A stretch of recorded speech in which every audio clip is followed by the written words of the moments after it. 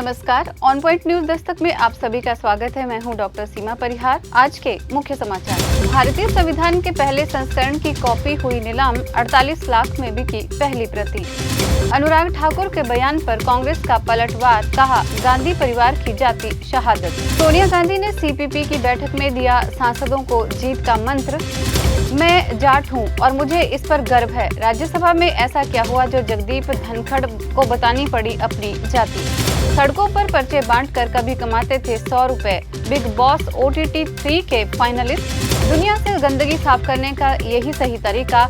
Hamas chief Ismail Haniyeh की मौत पर इजराइल का आया जवाब। ट्रंप ने कमला हैरिस को बताया खतरनाक उदारवादी महिला। आतंकवाद से लेकर सीमा सुरक्षा पर उपराष्ट्रपति को घेरा। भारतीय टीम ने सुपर ओवर में जीता मुकाबला, 5 खिलाड़ी रहे जीत के हीरो। 34 साल में पहली बार भारत करेगा T20 एशिया कप की मेजबानी। पाकिस्तान के हिस्सा लेने पर आया बड़ा अपडेट। 16 साल की उम्र में जिया राय ने रचा इतिहास। 17 घंटे 25 मिनट तक तैरकर नाप ली 34 किलोमीटर की दूरी। केरल में 2 दिन का राजकीय शोक, 153 हुई मृतकों की संख्या, सैकड़ों लोग लापता। और अब समाचार विस्तार से। प्राचीन वस्तुओं, पुस्तकें आदि की नीलामी करने वाली कंपनी सैफरन आर्ट के पैसेज टू इंडिया ऑक्शन 2024 में भारत की समृद्ध विरासत के प्रति आकर्षण देखने को मिला। भारत के संविधान का पहला संस्करण, जिसे कला के बजाय वास्तुकला का काम माना जाता है, हाल ही में एक नीलामी में 48 लाख रुपए में बेचा गया, जो अब तक की इसकी सबसे ऊंची कीमत है।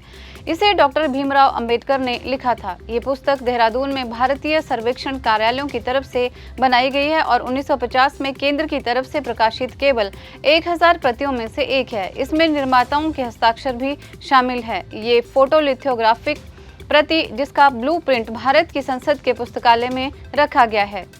संसद में मंगलवार का दिन काफी हंगामेदार रहा। लोकसभा में कल पूर्व केंद्रीय मंत्री अनुराग ठाकुर की विपक्ष के नेता राहुल गांधी और समाजवादी पार्टी प्रमुख अखिलेश यादव के साथ तीखी नोकझोंक देखने को मिली। सदन में अनुराग ठाकुर ने जो भाषण दिया, अब पीएम मोदी ने भी उसकी तारीफ की है। पीएम मोदी ने अपनी पार्टी के नेता और पूर्व मंत्री अनुराग ठाकुर द्वारा संसद में दिए गए भाषण की तारीफ की है। कांग्रेस की पूर्व अध्यक्ष सोनिया गांधी ने बुधवार को कांग्रेस संसदीय दल की बैठक को संबोधित किया। सोनिया गांधी ने कई मुद्दों को लेकर केंद्र सरकार पर निशाना साधा। उन्होंने आरोप लगाया कि मोदी सरकार लोकसभा चुनाव में लगे झटके से सबक लेने के बजाय आज भी विभाजन और डर फैलाने की अपनी नीति पर कायम है। सोनिया ने इसके अलावा आगामी विधानसभा चुनाव के लिए पार्टी कार्यकर्ताओं से तैयार रहने को कहा है। उन्होंने कहा कि कुछ ही महीनों में 4 राज्यों में चुनाव होने हैं। हमें लोकसभा चुनाव में बनी स्थिति को बरकरार रखना चाहिए। हमें आत्मसंतुष्ट और अति आत्मविश्वासी नहीं बन जाना चाहिए। माहौल हमारे पक्ष में है, लेकिन हमें लक्ष्य को ध्यान में रखने की भावना के साथ एकजुट होकर काम करना होगा। राज्यसभा के सभापति जगदीप धनखड़ ने मंगलवार को केंद्रीय बजट पर बहस के दौरान सदन के एक सदस्य के सवाल का जवाब देते हुए कहा कि मैं जाट हूं और मुझे अपनी जाति पर गर्व है। उन्होंने कहा कि जाट केंद्र और राजस्थान सरकार की सूची में OBC के अंतर्गत आते हैं। वो इस समिति का हिस्सा थे जिसने समुदाय के लिए आरक्षण की मांग को लेकर आंदोलन का नेतृत्व किया था। बिग बॉस OTT 3 अब खत्म होने वाला है। जल्द ही मेकर्स को इस सीजन का विनर मिल जाएगा। लवकेश कटारिया और अरमान मलिक के एलिमिनेशन के बाद अब अनिल कपूर को टॉप 5 फाइनलिस्ट मिल चुके हैं, जिसमें कृतिका मलिक से लेकर सना मकबूल और साई केतन राव शामिल है। कौन है इमली स्टार साई केतन राव, जिन्हें शुरुआत में इस सीजन का सबसे मजबूत कंटेस्टेंट माना जा रहा था? किस शो से हुआ उनका करियर स्टार्ट और निजी जिंदगी के साथ साथ उन्होंने प्रोफेशनल लाइफ में किया कितना संघर्ष? और अब समाचार विदेशों से। हमास चीफ इस्माइल हानिया की एयर स्ट्राइक हमले में मौत हो गई। ईरान की राजधानी तेहरान में उसके आवास पर एयर स्ट्राइक की गई। इस हमले में उनका बॉडीगार्ड भी मारा गया। हमास चीफ का मारा जाना इजराइल के लिए बड़ी सफलता है। हमास चीफ इस्माइल हानिया की मौत पर दुनिया भर के कई देशों ने अपनी प्रतिक्रियाएं दी है। मुस्लिम देशों ने इस हत्या पर निंदा जाहिर की है, तो वहीं पर इजराइल ने अब तक हमास चीफ की मौत की जिम्मेदारी नहीं ली है। कई रिपोर्ट्स के मुताबिक हमास चीफ की मौत की खबर सामने आने के बाद इजराइल के कई मंत्रियों ने जश्न मनाना शुरू कर दिया था। इस्माइल हानिया के मारे जाने पर हमास आग बबूला है। हमास के वरिष्ठ अधिकारी सामी अबू जुहरी ने कहा, हमारे भाई इस्माइल हानिया की मौत के बाद भी इजराइल अपने मंसूबे में कायम नहीं हो सकेगा। हमास एक व्यक्ति नहीं बल्कि एक विचारधारा का नाम है, एक संस्था है। हमास जीत की ओर निरंतर बढ़ता जाएगा। अमेरिकी उपराष्ट्रपति कमला हैरिस के आ जाने से डेमोक्रेट्स एक बार फिर राष्ट्रपति चुनाव की रेस में आगे आ गया है। बढ़ती लोकप्रियता के कारण हैरिस अब ट्रंप से आगे निकल गई है। हालांकि ट्रंप अपने चुनावी अभियान के जरिए लगातार हैरिस को टारगेट कर रहे हैं। हाल ही में ट्रंप के चुनावी कैंपेन ने कमला हैरिस पर खतरनाक रूप से लिबरल उदारवादी होने का आरोप भी लगाया है।